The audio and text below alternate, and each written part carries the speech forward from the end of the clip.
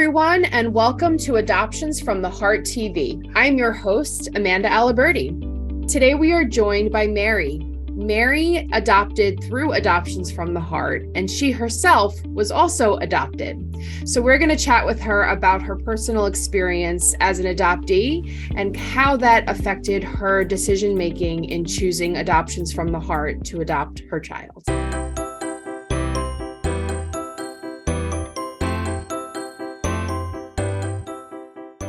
So, Mary, talk to us a little bit about your journey as an adoptee. What information were you told? Like, when did you first discover that you were adopted? Talk to us a little bit about that layer of your life. As a very young child, I knew I was adopted. We adopted my sister when I was about 3.5. So I knew that was one way you could get a baby. And that's I just accepted that. And I was told that my ethnic heritage was a certain mix, and it turns out that they were right. So I knew since the very beginning that I was adopted, and started getting older and had more questions as time went on. If you don't mind me asking, Mary, we never ask ladies their age, but for the purposes of our community to better understand, like in relation to time-wise of just the transition of open adoption, how old are you? I am going to be 63 next month. So were you placed as a newborn? I was placed as a newborn, yes. Now, it sounds like adoption was used often in your household. It wasn't something that was like a hidden secret. You always knew you were adopted, something that was talked about. But what information did your parents know about your birth family? They knew very little. My adoptive mother was an X-ray technician at a hospital, and my adopted father's mother was a nurse there. And so they knew a doctor who knew a woman. And that's how they did it in the old days. Did they even know like her first name? Had they ever met her? No, they never met her. My grandmother told me many years later that a young woman with brown hair drove past the house several times after I was brought home, but I don't know. And strangely enough, I didn't ask her that. I mean, I asked her a million things, and that was one thing that I didn't get around to asking. Did you have any history about your medical background and whatnot? Absolutely not. Yep. Every time I went to the doctor, I had to say, I don't know anything, I'm adopted. Wow. At any point, were you yourself curious? Like, did you ask questions, or it just wasn't something that came up? I was very curious. I was a reader, and I wanted to know everything about the world around me, but I also wanted to know everything about myself. And I felt like I hadn't been given all the information about myself that I needed. Yeah. So I, was aware of the growing search movement, and finally inserted myself into that process. Yeah. Would you say you felt like robbed of knowing your story, not just medical background, but just information about the whys, the whos, the hows? I wouldn't say robbed. I think for the time, everyone was acting in the best interests of the adoption triad. And I think in some ways unfair to say I was robbed of my background. It was something that I desperately needed to know, but I didn't feel that something bad had been done to me. Well, and in many ways, maybe you had like respect for the birth parent and her decision to place and protecting her confidentiality. And I can see why maybe the word robbed would like also affect that layer. Right. At what point did you embark on your own path towards wanting to adopt? Oh boy. Well, I had my son, my bio son, in 1999, and we were unsuccessful in giving him a sibling. And so I was on an adoption panel, and Maxine Chalker, who is the founder of Adoptions from the Heart, was on the panel too.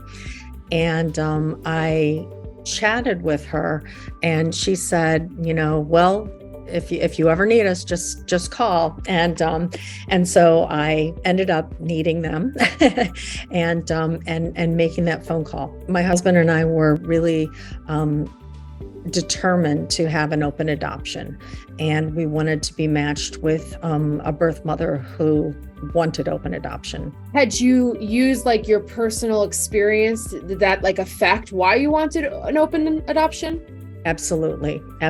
I met my birth mother and her daughter that she raised, and so many questions were answered, and so many medical questions were answered, and it just seemed completely normal that as adult women, we could have a relationship. I wanted that from the very beginning for my daughter. At what point did you search for your birth mom and find her? I started, I think, in high school, but I didn't know a whole lot. So I was gathering scraps of information over the years, and I did a little more research in college. I found out what my birth name was. A long time ago, the Chicago Daily Law Bulletin posted information about adoptions, including the adoptive parents' names and the child's birth name. And so I went downtown to Chicago and got the microfilm out and looked through and discovered what my name was. So since I knew what hospital I was born at, I wrote to the hospital and signed it with my birth name, just asking for my birth records. And they sent them to me. I thought they were going to send me a form and I was going to have to talk some doctor into, helping me. But as it turned out, I discovered a lot with that information. I want to say in the early 1990s that I finally was able to pinpoint where my birth mother was. And we started a relationship in 1994. It was a letter writing relationship from the beginning. And then I flew out to see her in Denver. And the first thing she said to me was, "What took you so long?" Oh my gosh, that makes me cry. What did she talk about? Who she was and what she loved. She passed away in 2003, but I discovered that my love of reading came from her, and later I discovered and from my birth father. And I learned things about what her life had been like as the little sister in a family with two big brothers and vacations. I don't know. It was neat to get to know who she was. And I was less interested in asking her questions about me. I was more interested in asking her questions about who she was. Were your adoptive parents alive at the time that you met your birth mom? They were, and at that time I was unsure about whether to say something. So I didn't say something until after, in 2005, my father died. And I think for lots of reasons, I had become more and more close to my mom as the years went on. And I finally thought, she can handle this. And I told her, and she was happy for me.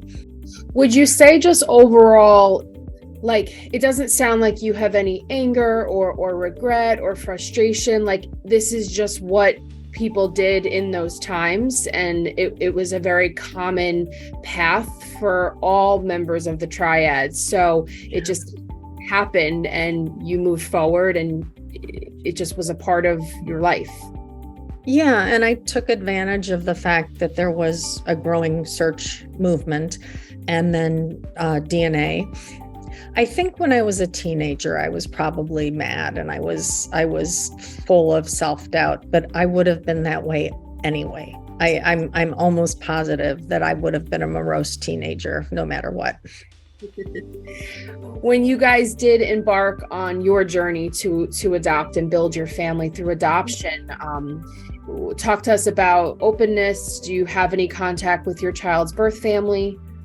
Oh, absolutely. Absolutely. We met Mira is my daughter, Mira's birth mom, and her birth mom is adopted too. we have been in touch. Actually, her mom just texted me today about something. We've been in touch. We've all been Facebook friends for a long time. And the neatest thing, I think, is that over the years, Mira's birth parents kind of reconciled, and they got married. Mira was a bridesmaid at the wedding, and now Mira has a little sister and a little brother. I mean, Mary, you seem like a very just patient, open-hearted kind of person who accepts things for what they are. And I'm curious, as you were and are navigating life today in terms of your child and her birth family, do the two worlds ever collide? Kind of your experience as an adoptee, starting off with a very closed adoption, not knowing even the first name of your birth mom, transitioning into then meeting her, having a connection. She then passes away. And like now it's almost like the complete opposite of what you have for your daughter, where she has this connection to her birth family and a pretty good relationship. How do you navigate that? I think I've navigated it by combining my families. After my birth mom died, my cousins came looking for me, and they are all wonderful people, and I've spent time with them through the years. As a matter of fact, I just got back from a trip to my first cousin once removed, my birth mom's first cousin, her and her husband's lake house in Canada. And so I spent time up there, and then we went back to the States for a memorial service for her sister, who was also my cousin. And I got to meet their brother, who lives abroad, and I had never met him before. And we got on just great. I've kind of combined the families. I always have to think for a second who belongs to who. And then in recent years, I met my birth father, and I have siblings on that side, and have, because of DNA testing, have gotten in touch with a variety of cousins across the world who have been doing the same genealogy research that I've been doing. Wow. What was that experience like to connect with your birth father? It was wonderful. I always knew after I met my birth mother, I knew what his name was. And she told me he would never leave New York City. And so as I was looking for a man with this name, there were 3 people with the same name, born in the same year in Manhattan. And I couldn't figure out which one he was, but I was pretty sure he wasn't the one living near King of Prussia, because he would never leave New York, right? Well, as it turned out, that was the right person. And he lived only about 90 minutes from me by car.